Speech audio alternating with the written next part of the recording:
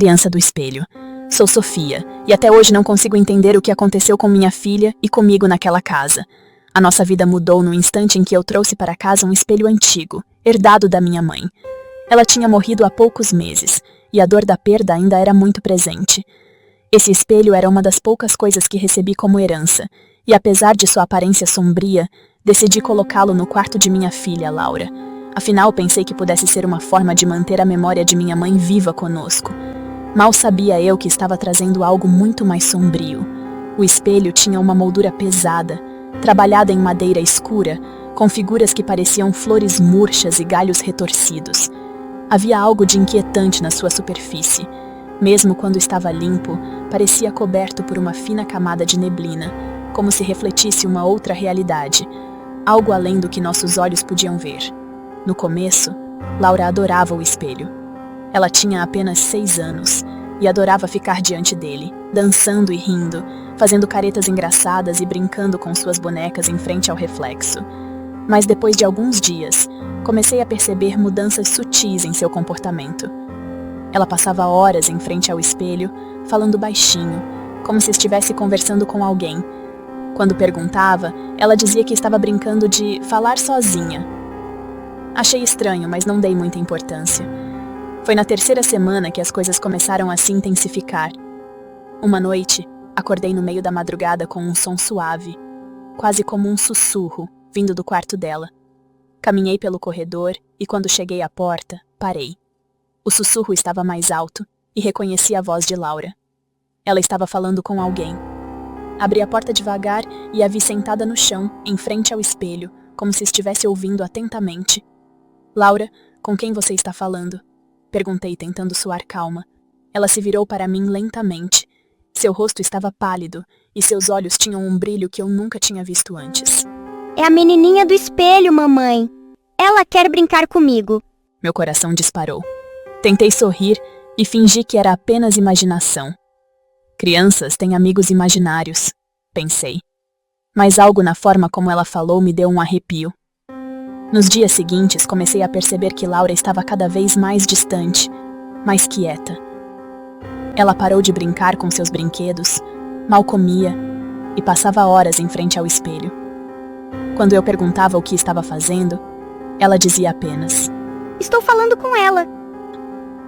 A cada noite, eu ouvia sussurros vindo do quarto dela. Decidi mover o espelho para outra parte da casa, pensando que talvez isso resolvesse o problema. Mas quando tentei tirar o espelho do quarto, ele parecia incrivelmente pesado. Mais pesado do que quando o trouxe. Era como se ele estivesse ancorado no chão. Finalmente, depois de muito esforço, consegui movê-lo para o porão. Achei que isso faria as coisas voltarem ao normal, mas as coisas só pioraram. Laura começou a ter pesadelos terríveis. Ela acordava no meio da noite gritando, apontando para o canto escuro do quarto. Ela está ali, mamãe. Ela quer entrar. Ela chorava, os olhos arregalados de terror. Eu tentava confortá-la, dizendo que não havia ninguém ali, mas mesmo eu não estava mais certa disso. As luzes começavam a piscar sem motivo e eu sentia um frio estranho na casa, especialmente à noite. Uma noite, acordei com o som de vidro quebrando. Corri até o porão, meu coração batendo forte. Quando cheguei lá, vi cacos de vidro espalhados pelo chão, como se o espelho tivesse se partido. Mas ele estava intacto, pendurado na parede, refletindo apenas o escuro ao redor. Senti uma presença fria, um arrepio que percorreu minha espinha.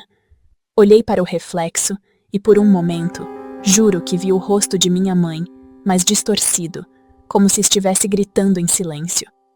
Decidi que não podia mais manter o espelho naquela casa. Chamei um amigo e juntos o levamos até um terreno baldio na zona leste. Quando o deixamos lá, senti um alívio momentâneo. Mas naquela mesma noite, por volta das 3 da manhã, o telefone tocou. Era um número desconhecido. Atendi, e uma voz infantil sussurrou do outro lado. Você não pode se livrar de mim, Sofia. Desliguei o telefone, aterrorizada. Corri para o quarto de Laura e a encontrei encolhida na cama, os olhos arregalados. Ela voltou, mamãe. Ela disse que nunca vai embora. Desde aquela noite, coisas estranhas continuaram a acontecer. O telefone tocava em horários estranhos, sempre com uma voz infantil, murmurando palavras que eu não conseguia entender. Laura começou a adoecer. Ficou pálida, fraca, como se algo estivesse drenando sua energia. Levamos ela ao médico, mas os exames não mostravam nada de errado. Uma noite, decidi investigar mais a fundo a história do espelho. Fui até a casa da minha tia-avó, a única pessoa viva que poderia saber algo sobre ele. Quando mencionei o espelho, ela ficou pálida. Me disse que o espelho pertencia a uma prima distante, que tinha morrido tragicamente ainda criança, e que minha mãe nunca teve coragem de se desfazer dele.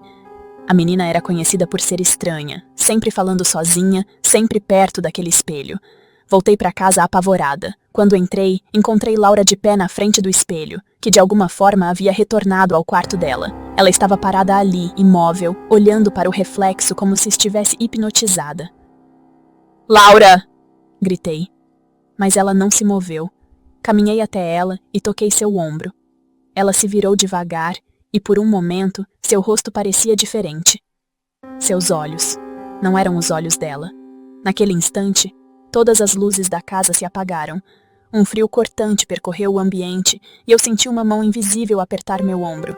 Senti o cheiro de flores murchas e uma risada baixa ecoou na escuridão. Mamãe, ela quer que você venha também? Peguei minha filha no colo e saímos correndo da casa. Não olhei para trás, mas podia sentir o olhar dela em mim, aquele olhar vindo do espelho. Desde então, nunca mais voltamos. Deixei São Paulo e fui morar com parentes em outra cidade, tentando esquecer o que aconteceu. Mas de vez em quando ainda vejo reflexos estranhos em superfícies brilhantes. Ainda ouço um sussurro suave quando estou sozinha. E sei que onde quer que esteja aquele espelho, ela ainda está esperando por nós. O chamado do pântano. Essa história aconteceu comigo há mais de 30 anos, quando eu era adolescente. Eu sou Felipe. O que aconteceu comigo e meus amigos no pântano do Utinga, em Belém, foi algo que nunca mais consegui esquecer. Era para ser apenas um final de semana de aventura, uma escapada da rotina. Eu, Ricardo, Joana e Luísa decidimos acampar ali, ignorando os avisos dos moradores locais. Aquele pântano sempre teve uma aura misteriosa, mas éramos jovens e destemidos. Rimos das histórias de desaparecimentos e assombrações. Estávamos certos de que tudo não passava de superstição e lendas de gente velha. Chegamos ao parque logo ao amanhecer, com o sol ainda nascendo sobre a vegetação densa. O ar estava úmido e denso, e a névoa pairava sobre o pântano, criando sombras distorcidas. Joana fez piada sobre a atmosfera sombria, dizendo que se sentia num filme de terror. Ninguém levou a sério. Caminhamos por cerca de 1 hora, até encontrarmos uma clareira perto do rio, o local perfeito para montar o acampamento. A sensação de isolamento era quase reconfortante. Nada além do som da natureza ao redor. Na primeira noite, estávamos sentados em volta da fogueira, contando histórias e rindo. Mas depois da meia-noite, comecei a notar algo estranho. Um som distante, como um sussurro, algo quase imperceptível, misturado ao som do vento. Perguntei aos outros se tinham ouvido, mas Ricardo riu e disse que era apenas a minha imaginação. Mesmo assim, o sussurro parecia crescer, como uma voz abafada que vinha de algum ponto no meio do pântano. Tentamos ignorar, mas o som ficou mais alto, mais distinto. Luísa, sempre a mais corajosa do grupo, decidiu investigar. Ela pegou uma lanterna e começou a caminhar em direção ao som. Eu hesitei, mas acabei indo atrás dela, com Ricardo e Joana logo em seguida. Quanto mais nos aproximávamos, mais o sussurro parecia se transformar em palavras, embora eu não conseguisse entender o que diziam. Meus pelos se arrepiaram quando percebi que o sussurro parecia familiar, como se conhecesse nossos nomes. Luísa parou de repente e apontou a lanterna para o chão. Havia pegadas na lama, grandes e profundas, mais do que qualquer pegada humana. Elas seguiam em direção à parte mais densa do pântano. Olhei para Ricardo e ele finalmente parecia preocupado. Vamos voltar para o acampamento. Ele sugeriu com um tom que não combinava com seu habitual ceticismo. Concordamos e voltamos apressados. O caminho parecia mais longo do que quando viemos, como se o próprio pântano estivesse se movendo, tentando nos engolir. Quando finalmente avistamos a fogueira, senti um alívio imediato. Mas o alívio durou pouco. Naquela noite, por volta das 3 da manhã, acordei com um som alto e agudo, como um grito abafado. Saí da barraca e vi Joana parada, olhando fixamente para o rio. Seus olhos estavam arregalados, cheios de terror. "O que foi, Joana?" perguntei. Ela apenas levantou o dedo apontando para a margem oposta. Segui seu olhar e meu sangue gelou. Uma figura alta e magra estava ali, em pé, parcialmente escondida pelas árvores. Tinha braços longos, que quase tocavam o chão, e seu rosto estava coberto por sombras, exceto pelos olhos, que brilhavam num tom doentio, quase amarelo. Ricardo e Luísa saíram da barraca, alarmados pelos nossos murmúrios. Todos ficamos ali, paralisados, olhando para aquela coisa do outro lado do rio. A figura começou a se mover lentamente, deslizando entre as árvores, sem fazer barulho, como se fosse parte do próprio pântano. "Precisamos sair daqui agora", sussurrei, e todos concordaram. Começamos a juntar nossas coisas o mais rápido que podíamos, mas o som de passos na água nos fez parar. A figura estava atravessando o rio, caminhando diretamente em nossa direção. Seu movimento era estranho, quase como se deslizasse pela água, sem produzir ondas, sem respingar. Corremos, sem olhar para trás. Podíamos ouvir o som dos passos atrás de nós, mas cada vez que olhávamos, a figura estava mais próxima. O pânico tomou conta de nós. O pântano parecia um labirinto sem fim, e a névoa estava mais densa, tornando quase impossível ver o caminho à frente. De repente, tudo ficou em silêncio. Parei de correr e olhei ao redor. Estava sozinho. A névoa ao meu redor era espessa como fumaça, e eu não conseguia ver nada além de sombras. Comecei a chamar pelos meus amigos, mas ninguém respondeu. Meu coração batia forte, e o som do meu próprio sangue nos ouvidos era a única coisa que eu conseguia ouvir. Foi quando ouvi o sussurro de novo.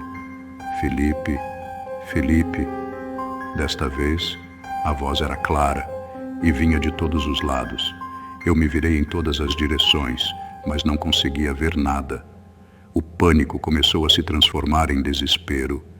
Meus pés afundavam na lama a cada passo e sentia como se algo estivesse segurando meus tornozelos, puxando para baixo. Eu tropecei e caí, e por um momento, tudo ficou escuro. Quando abri os olhos, estava deitado em um campo de juncos, o som do pântano ao redor. Olhei para o lado e vi uma figura agachada ao meu lado, com o rosto coberto de lama. Meu corpo congelou. Parecia um homem, mas seu rosto estava deformado, com a pele cinzenta e os olhos brilhantes como os da criatura que vimos na margem do rio. Ele sussurrou algo ininteligível e, lentamente, estendeu uma mão em minha direção. Eu recuei, me arrastando pela lama, tentando me afastar, mas senti algo agarrar meu braço. Olhei para baixo e vi uma mão saindo do chão, segurando firme meu pulso. Gritei e tentei me soltar, mas mais mãos começaram a emergir da lama, agarrando minhas pernas, meus pés, meu outro braço. Comecei a gritar por ajuda, desesperado. As mãos eram frias e úmidas, e eu sentia como se estivessem sugando minha energia, minha própria vida. Quando estava prestes a desistir, ouvi um grito ao longe. Era Luísa.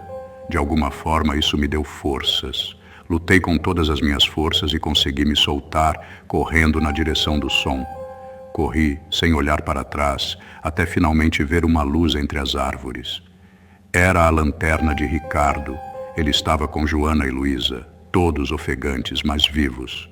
Quando me viram, o alívio em seus rostos foi imediato. "Precisamos sair daqui agora", Gritei, sem fôlego. Não precisamos discutir. Começamos a correr juntos em direção à saída do parque, mas a trilha parecia interminável. A cada passo, o pântano parecia ficar mais escuro, mais sufocante. O som dos sussurros continuava nos cercando, como um zumbido incessante. Quando finalmente chegamos ao carro, não hesitamos em entrar e sair de lá o mais rápido possível. Dirigimos em silêncio por quase meia hora, até que Joana, a mais calma de todos, começou a chorar. Ela não conseguia explicar o que viu, mas dizia repetidamente que sentia algo dentro dela, algo que ela não conseguia entender. Quando finalmente chegamos em casa, achamos que tudo havia acabado. Mas desde aquela noite, nada foi o mesmo. Joana começou a ter pesadelos terríveis. Ricardo se mudou para outra cidade, mas ligou algumas semanas depois, dizendo que sentia que alguém o observava todas as noites. E Luísa, ela sumiu. Um dia, simplesmente desapareceu. A polícia nunca conseguiu encontrá-la. Eu também não sou o mesmo. Há noites em que ouço o sussurro do pântano novamente, mesmo estando na segurança da minha casa. Ouço meu nome sendo chamado, como naquela noite. Sei que não sou louco, sei o que vi, e sei que, de alguma forma, o pântano ainda nos chama.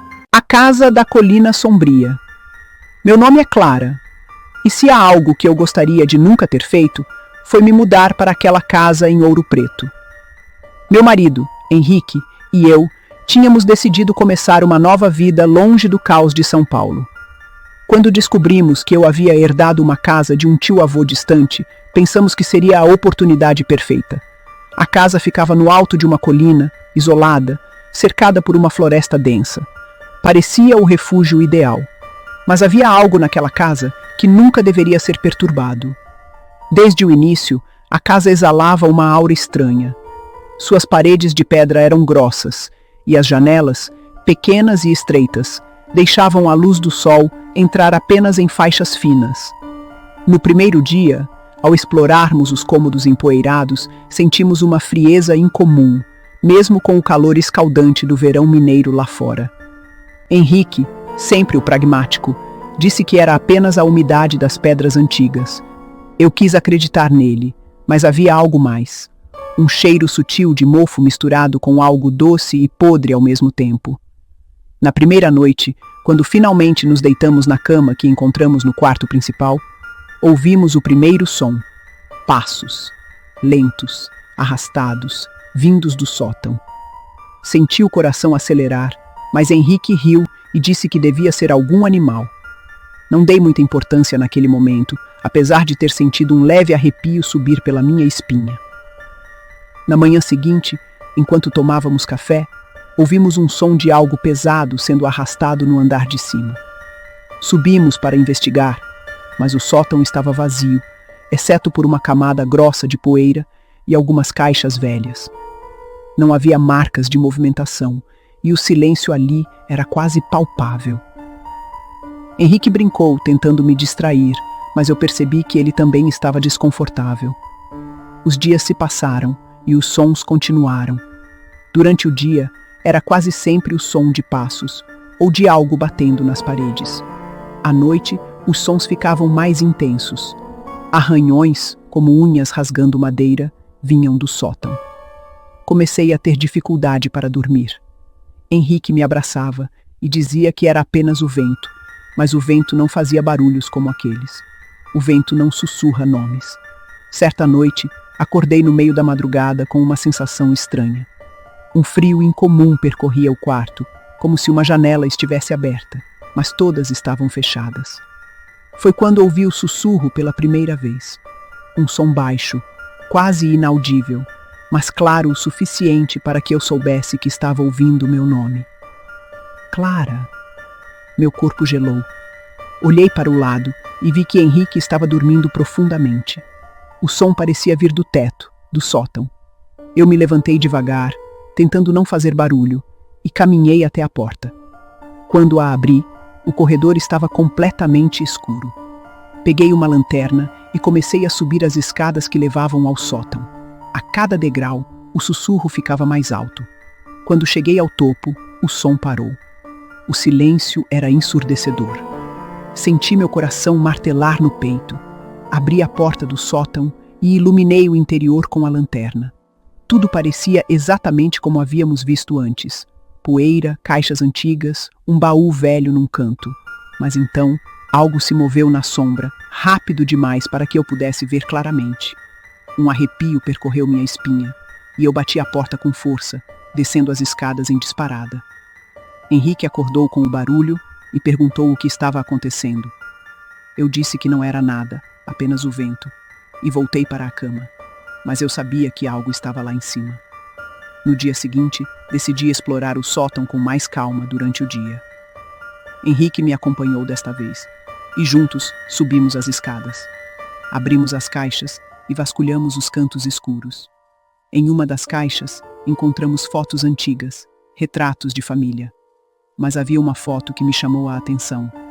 Era uma mulher com um rosto familiar, mas distorcido por uma expressão de dor. Ao seu lado, um homem alto, com uma expressão sombria. Quem são eles? Perguntei a Henrique. Ele deu de ombros, mas parecia desconfortável. Não sei, talvez parentes distantes. Não vamos nos preocupar com isso agora. Concordei, mas o desconforto permaneceu. Naquela noite, o sussurro voltou, mas desta vez mais alto, mais insistente. Clara, Clara, saia da minha casa. Acordei sobressaltada, com o coração disparado. Henrique também estava acordado, sentado na cama, os olhos arregalados. Você ouviu? Perguntei ofegante. Ele assentiu lentamente. O que era aquilo? Ele murmurou, a voz trêmula. Não tínhamos respostas. Decidimos investigar mais a fundo sobre a história da casa. Fomos ao cartório local e descobrimos que ela havia pertencido a um tio-avô meu. Mas antes dele, havia pertencido a um casal, Amélia e Jorge.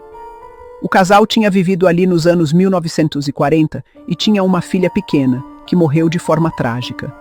Diziam que Amélia enlouqueceu após a morte da filha, e meses depois, Jorge foi encontrado morto, afogado em um poço próximo à casa. Amélia desapareceu pouco depois. Os rumores locais diziam que Amélia havia se jogado do penhasco atrás da casa, mas seu corpo nunca foi encontrado. Diziam também que seu espírito nunca deixou a colina. Voltamos para casa, sentindo o peso da história nas nossas costas. Naquela noite, ouvi o choro de uma criança vindo do sótão. Era um som agudo, desesperado, que fez meu sangue gelar. Henrique, já pálido de medo, segurou minha mão com força. Precisamos sair daqui, Clara. Ele disse, a voz quase inaudível. Isso não é normal. Concordei imediatamente, mas quando fomos pegar as chaves do carro, elas haviam desaparecido. Vasculhamos a casa inteira, mas não conseguimos encontrá-las. Decidimos esperar até o amanhecer para sair. Às 3 da manhã, o choro da criança foi substituído por gritos, gritos de uma mulher. Uma voz rouca, aguda, que ecoava pelas paredes da casa. Saia da minha casa, vocês não pertencem a este lugar. As portas e janelas começaram a bater com violência, mesmo estando trancadas. O som era ensurdecedor. Henrique começou a rezar, algo que eu nunca o tinha visto fazer antes. De repente, o som cessou. Ficamos em silêncio por um momento, tentando entender o que tinha acabado de acontecer. Foi quando a porta do sótão abriu sozinha, com um rangido longo e assustador. Uma sombra se projetou na parede, uma sombra alta, esquelética, com braços longos e magros. Senti meu corpo paralisar. A sombra parecia se mover, mesmo que nada estivesse ali. Henrique pegou minha mão e juntos corremos para o carro, decididos a sair dali. Quando passamos pela porta da frente, olhei para trás e vi uma mulher parada no topo da escada, com um vestido branco sujo de lama, cabelos longos e desgrenhados cobrindo parte de seu rosto. Mas seus olhos brilhavam em um tom de ódio puro. Saímos da casa sem olhar para trás. Consegui ligar o carro, mesmo sem as chaves, e dirigimos pela estrada sinuosa até a cidade. Quando finalmente paramos, estávamos ambos em choque, sem palavras. Desde aquele dia, nunca mais voltamos. Deixamos tudo para trás. A casa ainda está lá, no alto da colina, esperando por seus próximos moradores. Mas sei que quem quer que entre ali, nunca estará sozinho. A visita noturna. Meu nome é Marina e sou enfermeira há mais de 10 anos. Sempre gostei do turno da noite. O hospital é mais calmo, menos gente entrando e saindo, e o ritmo é mais tranquilo. Mas há alguns meses, comecei a trabalhar no Hospital Psiquiátrico de Curitiba, um lugar com uma longa história, cheio de histórias e rumores que no começo eu achava engraçado. A maioria das pessoas dizia que o lugar era assombrado, que havia espíritos de antigos pacientes vagando pelos corredores.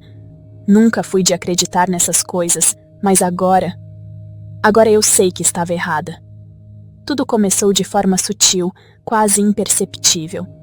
Eu fazia minhas rondas à noite, sempre passando pelos mesmos corredores, conhecendo cada detalhe daquele prédio antigo. Os primeiros sinais de que algo estava errado eram os sons que não deveriam estar ali, correntes arrastando, passos ecoando pelos corredores de mármore, mesmo quando eu sabia que não havia ninguém. Às vezes o som de risos abafados ou choros distantes. No começo pensei que fossem apenas barulhos normais de um prédio antigo, o tipo de coisa que a gente acaba ignorando com o tempo. Mas eles começaram a ficar mais frequentes, mais próximos. Uma noite, enquanto fazia a ronda no setor de isolamento, ouvi um som distinto, como o de uma porta se fechando com força. O som ecoou pelo corredor vazio e meu coração pulou uma batida. Olhei ao redor, mas não havia ninguém. Pensei que talvez fosse alguma janela aberta, um vento forte. Continuei andando, mas o som voltou, desta vez mais alto, e parecia mais próximo. Tem alguém aí? Minha voz saiu firme, apesar do meu estômago estar embrulhado. Sem resposta. Apenas o som de correntes arrastando pelo chão. Respirei fundo e continuei minha ronda, tentando ignorar o desconforto que começava a crescer. Naquela noite, quando voltei para a sala de descanso, encontrei a enfermeira Teresa, uma das funcionárias mais antigas do hospital. Ela percebeu meu semblante pálido e sorriu, com aquele ar de quem sabia algo que eu não sabia. Ouviu os fantasmas, Marina? Ela perguntou com um tom quase brincalhão. Eu ri, tentando parecer relaxada. Ah, para com isso, dona Teresa. Fantasmas não existem. Ela deu de ombros, mas seu sorriso diminuiu. Ah, querida, você é nova aqui. Todos dizem isso no começo. Até eles verem o que acontece por aqui de noite. Eu quis perguntar mais, mas ela se levantou e saiu antes que eu pudesse responder. Fiquei ali, pensando nas palavras dela, mas decidi que não daria importância. Continuei minha rotina noturna, tentando não pensar nos sons estranhos, nas histórias que os outros contavam. Mas, naquela mesma semana, tudo mudou. Era por volta das 3 da manhã, quando eu estava preenchendo alguns relatórios. O hospital estava quieto, quase silencioso, exceto pelo leve zumbido dos ventiladores e o ruído ocasional das luzes fluorescentes. Foi quando ouvi pela primeira vez o som que realmente me fez duvidar de tudo. Um choro fraco de uma criança. Olhei ao redor, confusa. Não havia crianças naquele setor. O choro vinha do corredor que levava à ala de isolamento, o corredor que todos evitavam à noite. Peguei minha lanterna e comecei a caminhar em direção ao som, tentando identificar de onde vinha. Olá? Tem alguém aí? Minha voz soou mais baixa do que eu pretendia. O choro parou de repente, substituído pelo som de passos rápidos, como se alguém estivesse correndo. Eu apressei o passo, mas quanto mais eu andava, mais o corredor parecia se estender, como se estivesse se alongando diante de mim. Finalmente, cheguei ao fim do corredor, onde uma grande porta de ferro estava trancada. O som dos passos parou e tudo ficou em silêncio.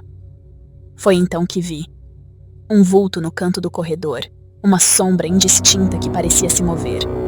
A lanterna tremia na minha mão, mas apontei para o local e a sombra desapareceu. Senti um frio cortante percorrer minha espinha. Respirei fundo, tentando me acalmar, e voltei para a sala de descanso. Naquela noite não consegui dormir. Os barulhos continuaram, mais altos e mais claros. Vozes sussurrando, risos baixos e, por fim, aquele choro que parecia ecoar dentro da minha cabeça. Comecei a ficar preocupada. Perguntei a alguns colegas se também tinham ouvido alguma coisa, mas a maioria deles apenas balançou a cabeça, preferindo não comentar. Foi quando decidi falar novamente com Dona Teresa. Ela me recebeu com um olhar preocupado, como se soubesse que algo havia acontecido. Eu ouvi, Dona Teresa, ou pelo menos acho que ouvi. Comecei nervosa. Ela suspirou e me chamou para sentar. Começou a me contar. Um paciente, anos atrás, antes mesmo de eu começar a trabalhar ali. Um homem que havia sido internado por problemas mentais graves. Diziam que ele era violento, que atacava os funcionários e que foi trancado em uma cela na ala de isolamento. Só que um dia, ele simplesmente desapareceu. As portas estavam trancadas, as janelas lacradas, e desde então, as pessoas falam sobre o fantasma do hospital, o espírito dele que ainda perambula pelos corredores, procurando uma saída.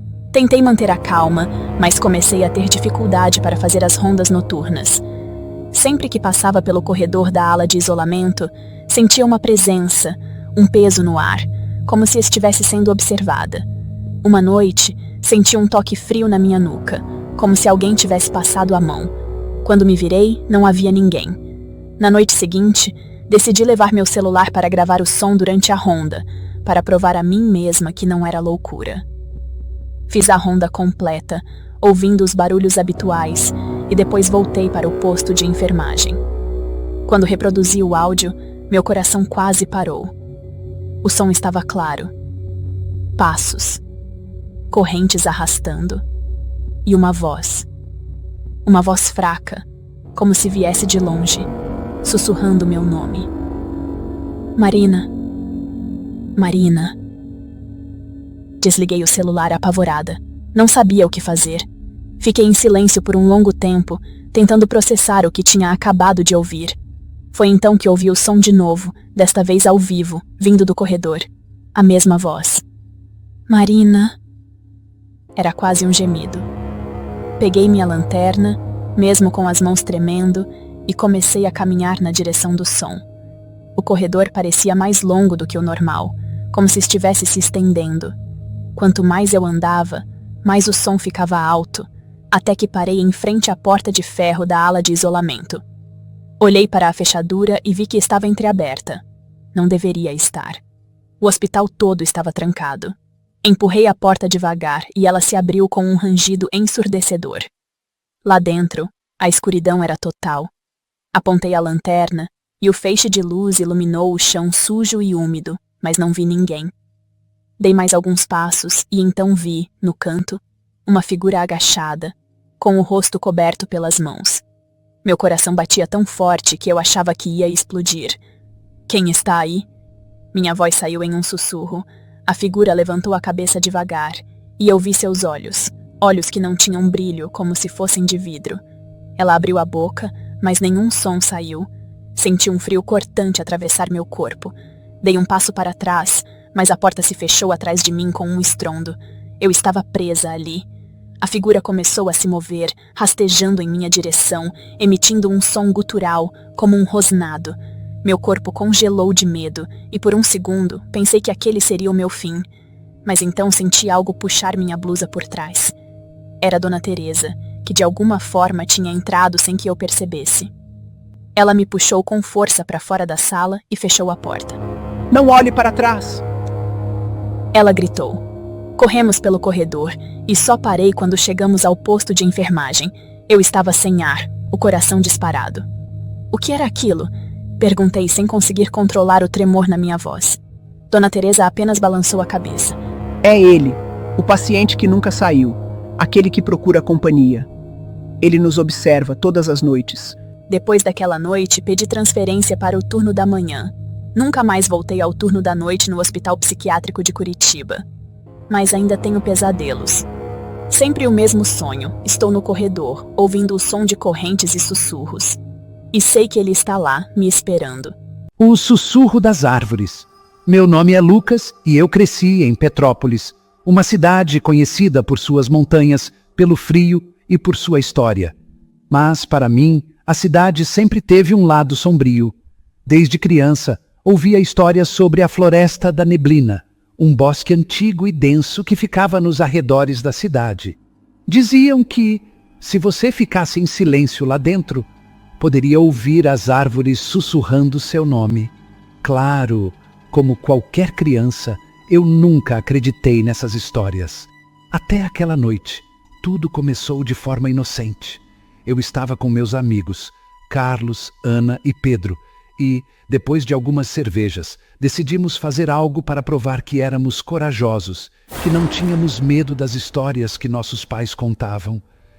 Carlos sugeriu que entrássemos na Floresta da Neblina à noite e ficássemos lá por 1 hora, apenas para rir das superstições.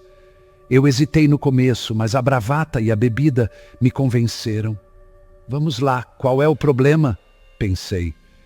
Chegamos à entrada da floresta pouco antes da meia-noite. O lugar já era sinistro à luz do dia, mas à noite era algo de outro mundo. Uma névoa espessa cobria o chão, subindo pelos troncos das árvores, como se fossem mãos tentando agarrar qualquer um que se aproximasse. As folhas farfalhavam suavemente ao vento, emitindo um som que, já naquele momento, parecia um sussurro. Pedro, o mais destemido do grupo, pegou a lanterna e deu o primeiro passo. Vamos lá, é só uma floresta.